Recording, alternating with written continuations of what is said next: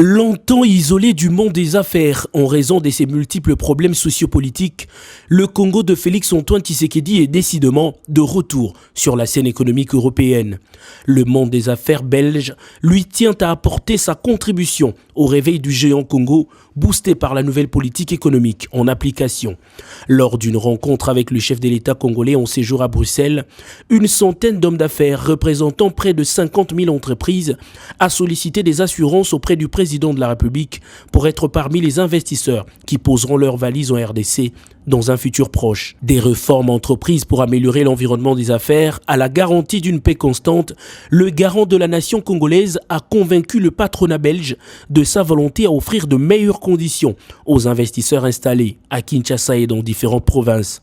Dans la soirée, la Chambre de commerce belgo-luxembourgeoise a organisé un dîner en l'honneur du président de la République. Une occasion pour ces hommes d'affaires de porter le toast à la reprise effective de la coopération belgo-congolaise, vieille de plusieurs années. La rencontre a été ponctuée d'une annonce importante de cette chambre de commerce qui a confirmé sa présence à Kinshasa pour la prochaine table ronde sur les climats d'affaires qui sera convoquée par le chef de l'État l'année prochaine. Comme leurs frères belges et luxembourgeois, les entrepreneurs de la région wallonne regroupés au sein de la Fédération wallonne des entreprises n'ont pas voulu manquer l'occasion d'échanger avec le premier citoyen du pays aux multiples opportunités d'affaires. Avec une agence de promotion des investissements active, nous assainissons progressivement notre environnement des affaires, a conclu le président de la République. Au niveau économique, nous avons créé cette agence nationale de la promotion des investissements parce que nous pensons que les investisseurs en arrivant dans notre pays ont besoin d'être encadrés, orientés et surtout facilités dans leur démarche. Et donc il y a depuis lors un code des investissements, un des rares pays en Afrique à l'avoir, et ce code facilite la création d'entreprises et informe sur les modalités attrayantes et intéressantes qui peuvent conduire les investisseurs davantage à venir dans notre pays. Devant un parterre de ses collègues entrepreneurs réunis dans cette salle du Cercle du Lac, le président du collectif d'hommes d'affaires wallons rassure que la RDC est porteuse d'espoir pour les entreprises belges. Des propos tenus, on peut affirmer que les premiers signaux de gouvernance du président de la République rassurent les entrepreneurs belges. Ce derniers ont décidé sans hésiter de lui apporter tout leur soutien.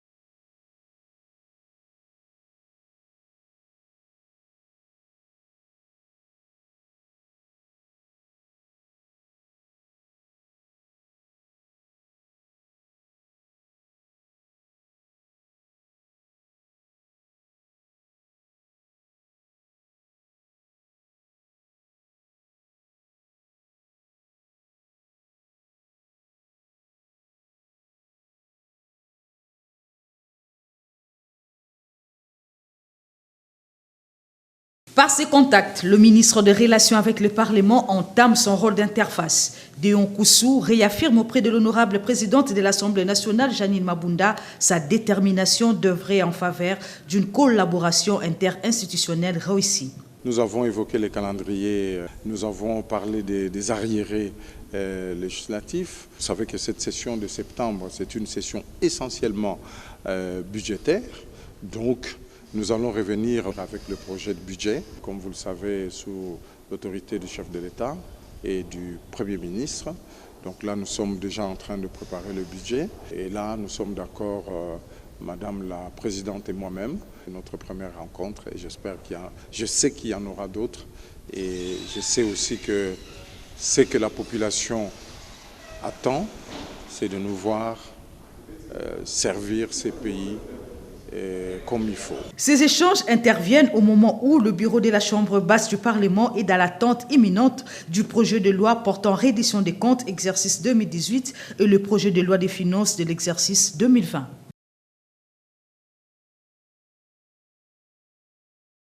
La Fédération de Russie, par son ambassadeur, réitère le partenariat entre son Sénat et le Sénat de la République démocratique du Congo.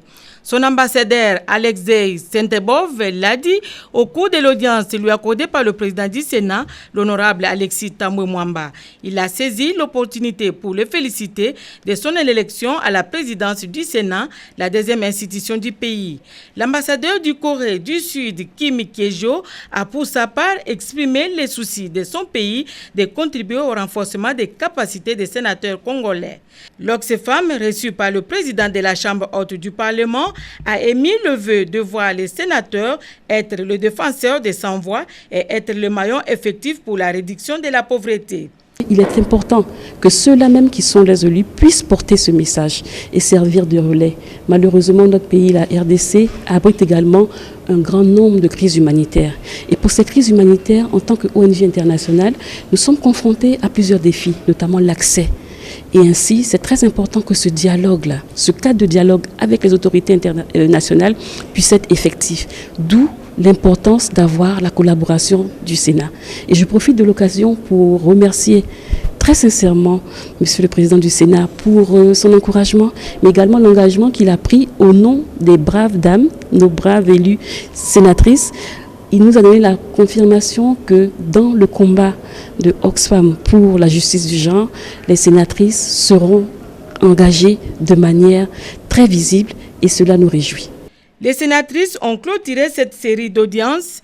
Elles ont, au cours de leur échange avec le numéro 1 du Sénat, soumis des doléances sur les questions spécifiques de la gente féminine du Sénat. Criminalité des espèces protégées ou manque à gagner pour la République démocratique du Congo, pays qui regorge la biodiversité.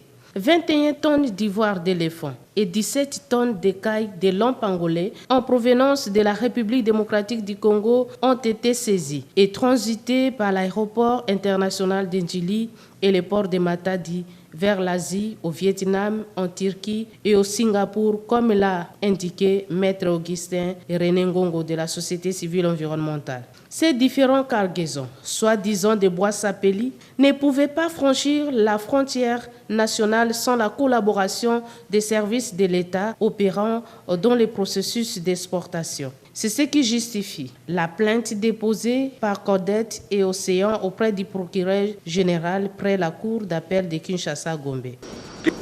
Que l'État congolais s'implique auprès des États concernés, en l'occurrence le Vietnam, la Turquie et le Singapour, pour réclamer et rapatrier toutes les ivoires et écailles des pangolins saisis selon les voies diplomatiques et autres qui peuvent être mobilisées en vertu des dispositions de l'article 74 de la loi numéro 82/002 du 28 mai 1982 portant réglementation de la chasse qui dispose que les défenses d'éléphants, les cornes des rhinocéros et les dents d'hippopotame trouvés morts ou abattus sont la propriété de l'État congolais.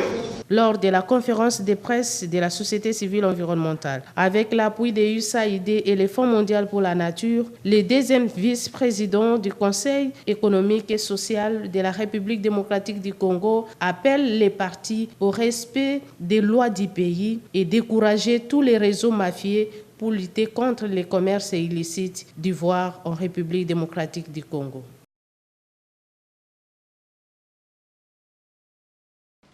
La République démocratique du Congo à la pointe de la technologie en matière de soins de santé. Après l'inauguration par le chef de l'État, Félix-Antoine Tshisekedi Tshilombo, du département des cardiologies des HG Hospitals, voici en image la toute première intervention d'angiographie et d'angioplastie coronaire suivie en temps réel dans l'auditorium de cette formation médicale des classes mondiales où s'est trouvé des invités des marques, dont des professeurs en médecine, des spécialistes venus d'un peu partout du pays comme d'ailleurs. Une intervention chirurgicale complexe réussie et voilà très vite, les patients peuvent s'éteindre sur ses deux pieds 2 heures après seulement. Salve d'applaudissements en présence du numéro 1 des HG Hospitals, Arish Jaktani, signe des avancées notables en médecine dans les pays avec une formation hospitalière qui repousse les limites de l'impossible.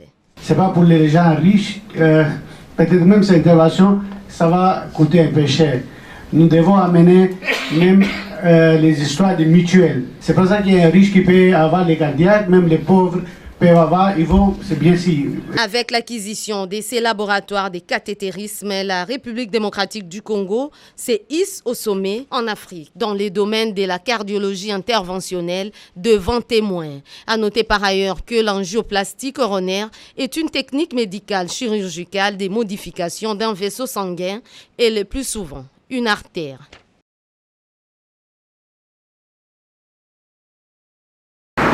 La question de l'assistance sur le plan des matériels et de la redevance, ainsi que le renforcement des capacités des agents de la radio-télévision nationale congolaise, était au centre de l'entretien entre le directeur général de cette entreprise, Ernest Kabila Ilunga, et le conseiller spécial du chef de l'État en matière du numérique, Dominique Migisha.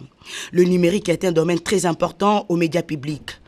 Le directeur général de la RTNC était accompagné de ses deux collaborateurs, celui de la nouvelle technologie de l'information et de la communication, Léon Fouta, et de la redevance, Belidé. Ils ont apporté en plus dans cet entretien en spécifiant les besoins dans leurs domaines respectifs pour conduire le fonctionnement de la RTNC à bon port. Par ailleurs, le directeur général de la radio-télévision nationale congolaise, Ernest Kabila Ilunga, a reçu le gouverneur de la province du Kwilu, Willy Tundala Assang. Ils ont parlé de la signature d'un contrat de partenariat avec cette province pour la diffusion de certains programmes et le transfert des stages pour les agents de la RTNC Kwilu à Kinshasa.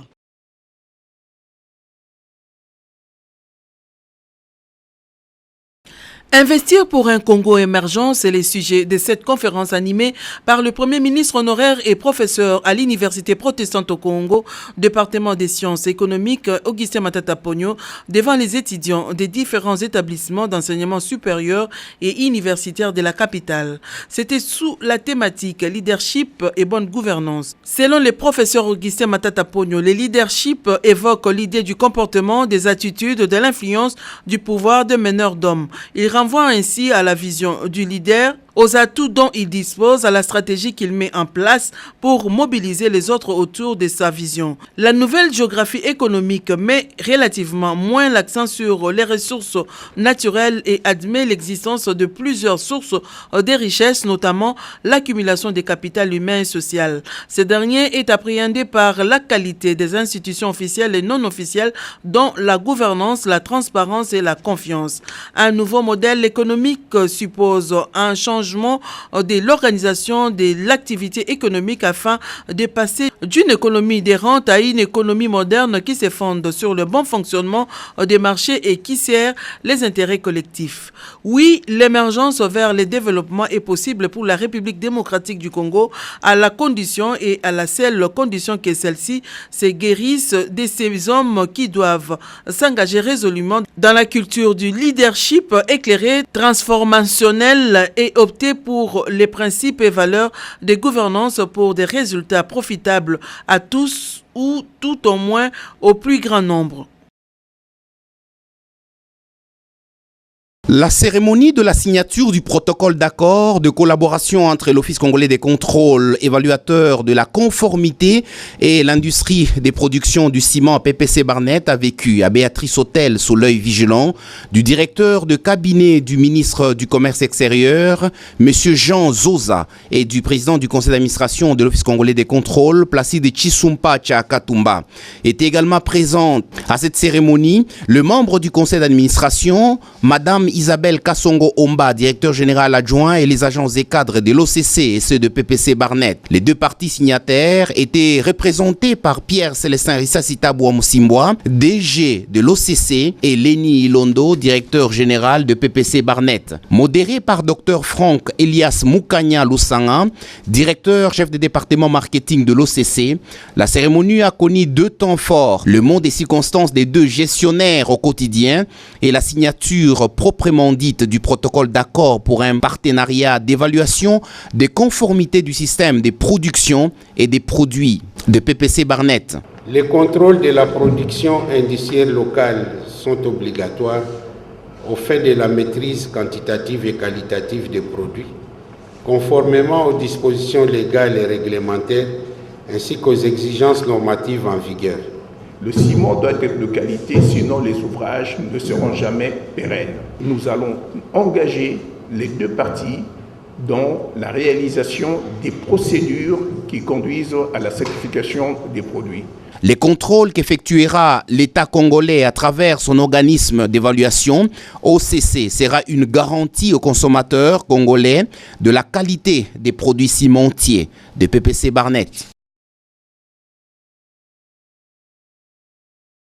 Elle a redonné les sourires aux bleus et blancs de la province du Congo central en offrant des fournitures scolaires et autres objets classiques. La sénatrice Nefertiti Ngoudianza Baokisa Kisula, en vacances parlementaires après son passage à Louosi et Matadi, s'est rendue à la cité sainte d'Nkamba, Jérusalem, pour échanger avec les chefs spirituels de l'église kimbanguiste, son éminence Simo Kimbangu Kiangani. Échange cordial et bénéfique pour celle qu'on appelle fille maison, qui s'est plié par la suite à l'exercice de la restitution de ses vacances parlementaires sur les ondes de la radio kimbanguiste. Sur les chapitres de l'éducation, la sénatrice Nefertiti Ngoudianza Kisula Bayokisa, en dehors de la remise des fournitures scolaires, un geste qui contribue au renforcement de l'amélioration de la qualité de l'enseignement des bases. Selon la vision du chef de l'État, Félix-Antoine Tshisekedi Tshilombo, la sénatrice a insisté sur la formation des hommes et femmes de qualité. La fondation que je dirige tient à ce que notre pays et la cité de Nkamba aient des filles et des garçons qui demain seront des hommes et des femmes de qualité. En guise de rappel, cette représentante du peuple au Sénat n'en est pas à son premier geste. Elle avait déjà, en 2016, contribué à la construction du mausolée Maman Mouilou.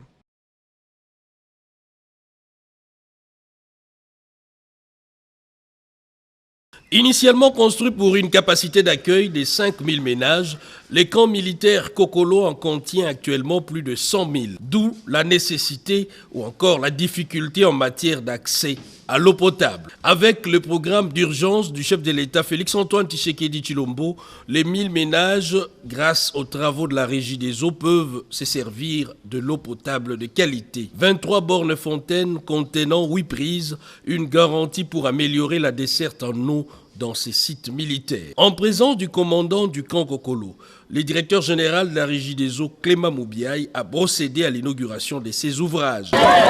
Depuis la fin de juillet, les travaux ont effectivement commencé au camp Kokolo, après le camp Tchatcha. Nous sommes aujourd'hui le jour où nous avons décidé de donner une partie des bornes de fontaine qui sont déjà en fonctionnement, qui sont déjà pourvues dans le réseau avec de l'eau. C'est ainsi que vous nous voyez aujourd'hui devant le peuple, puisque le peuple d'abord doit être servi avant tout. Des remerciements à l'endroit du chef de l'État Félix-Antoine Tshisekedi. Les bénéficiaires ont promis d'en faire bon usage. La démarche est celle de mettre à l'abri des besoins élémentaires les ménages du camp Kokolo en disponibilisant les ressources essentielles et nécessaires pour éviter des maladies d'origine hydrique.